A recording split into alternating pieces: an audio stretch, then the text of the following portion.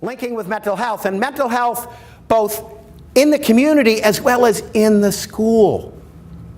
And you'll notice here I start with clinical supports for staff, you know, the wicked hard thing.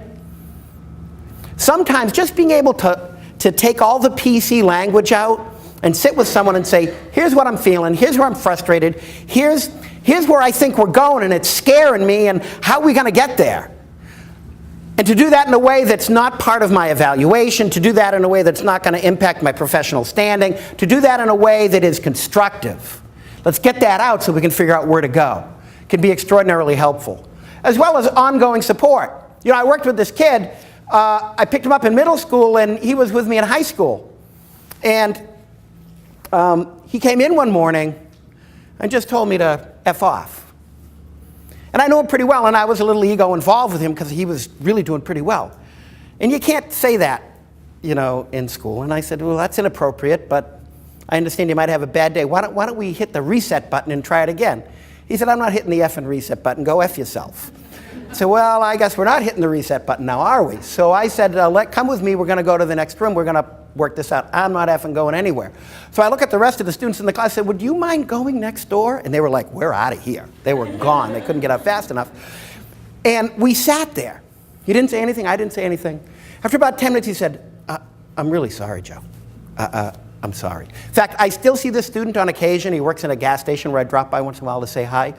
And one of the first things he'll still say to me is, you know, I really want to apologize for that day at school. It's like, can you let that go? In another 2 years, I'll be so old, I won't even remember it, right? But he has no idea, you know, what was causing that? I don't know. And he really didn't know. And he felt bad, but we spent some time, he got through it, he's off to class, right? You ready to go? Yeah. Now he goes off to class, I'm a mess. He comes in, he tells me to go F myself, and he's off to class, and like, well, what am I doing? I go down, I gotta go see Faye, the social worker. So Faye, are we done now, Joe? Yeah. Okay, well, stop feeling sorry for yourself, because this is the way he is. This is who he is. It's not about you, it's about him. And the fact that he could recover and go back to class, could he have done that 2 years ago? No. Well, okay, so your interventions are successful, so pull it together, stop feeling bad for yourself, can you go back to class, right? I said, yeah, I can. Of course, I never thought about, so who's with Faye after she puts me together? But the point is that there was a colleague I could go to in a very short period of time could put me back together. I needed that. Yeah, I would have gotten through the day without that, but you know I'd have taken some kid's head off who really didn't deserve it. I would have been way over, right? Oftentimes, we also serve as the connection between community mental health resources and families and students. Do you know a? Is there a therapist that? I got a whole Rolodex. You want me to come pick you up? I used to love those calls from parents and requests from kids. And then the other piece, I think that where mental health can play a big piece is working with families. Because a lot of times the acorns don't fall far from the tree. And it can be hard. But it's important. It's an important piece. How do we do that? And I called this parent once and identified myself, and before I can say another word, she said, what's the little bastard done now? Quote, unquote. High school kid, 10th grader. And I was like, oh my gosh. And I'm thinking, oh, this child. But then, of course, I started to blush because I'd screwed up. Why was I calling her? Was I calling her to say, hey, he got 100 on his test today? No, he'd screwed up. And she was sending me a very clear message when I thought about it, right?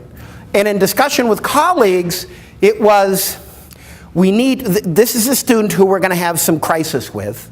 So let's build relationship to deal with crisis rather than try to build relationship in the midst of crisis. So I started calling her weekly, actually probably every week and a half, to be honest. I tried weekly, but you know, it gets busy.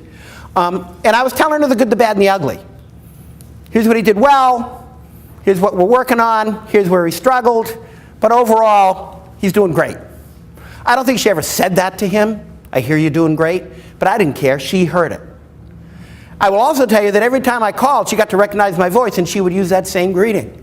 Hi, Joe. What's that little bastard done now? And I'd say he's done some pretty good stuff. And so she would kind of grab me, and that became the relationship, but it worked. If that's the way she wanted to be, I had the support. There were days when I really ticked me off, but it is what it is. focused on the child.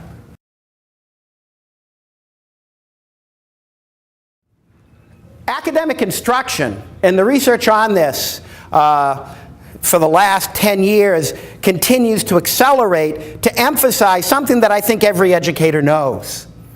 Kids learn best when their foundations for learning are in place. They're regulated, they feel related, they feel safe and settled, they can take the risks we ask them to take when we ask them to learn new things.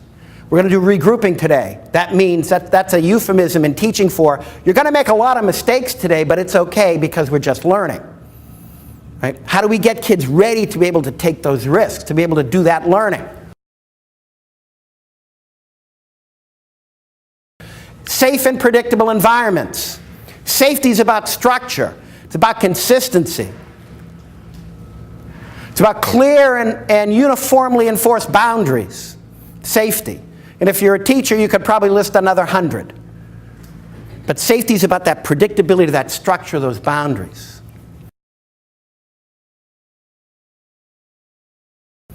Well-planned transitions. Which kids struggle with transition? Which kids don't settle? Well, what are we going to do with that? How do I help them with that?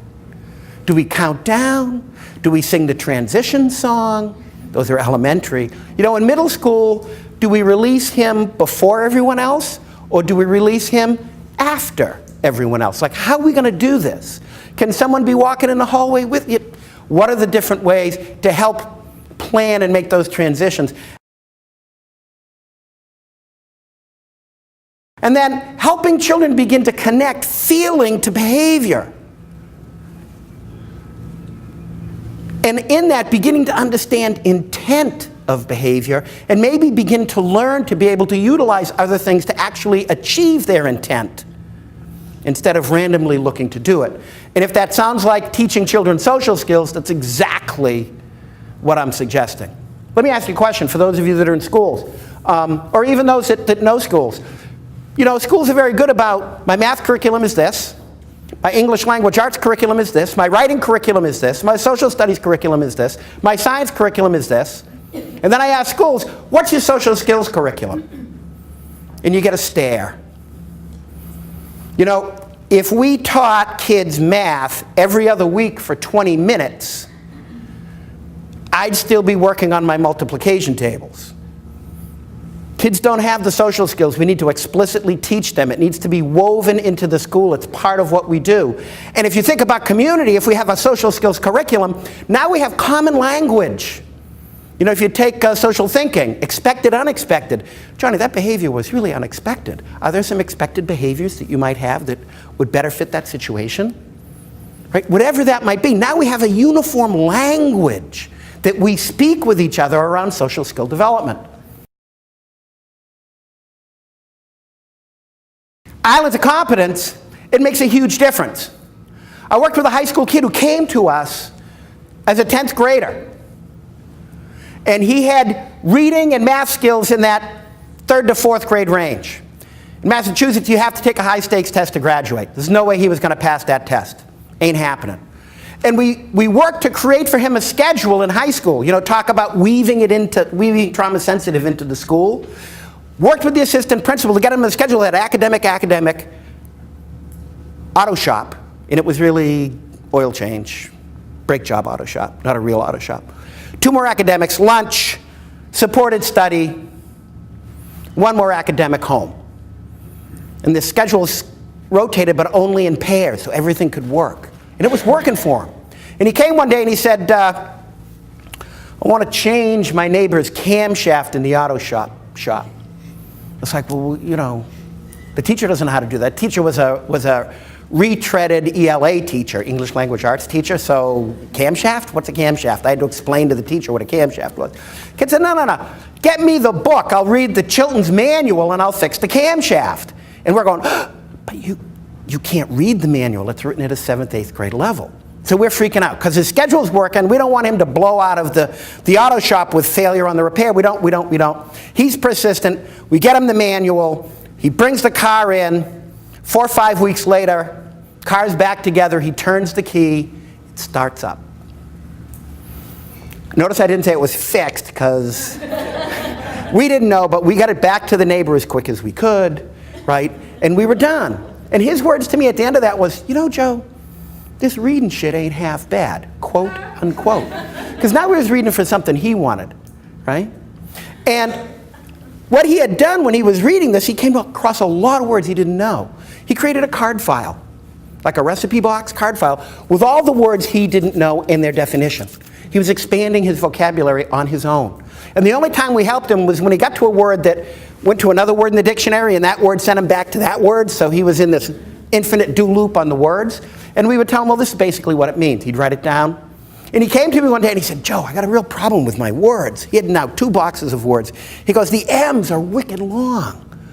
Like, it takes me so long to find the M word I'm looking for. There must be another way to organize this. I said, well, you know how the M is the first letter? He said, yeah. I said, well, then you go to the second letter and start at A all over again. He goes, oh my God, that's friggin' brilliant, right? He was doing alphabetizing of his words. And it was like, boom. And yes, he passed his ELA MCAS his senior year by 1 question, but he passed. Because we got him all kinds of stuff to read, technical stuff to read, and really supported that reading. I learned the competence.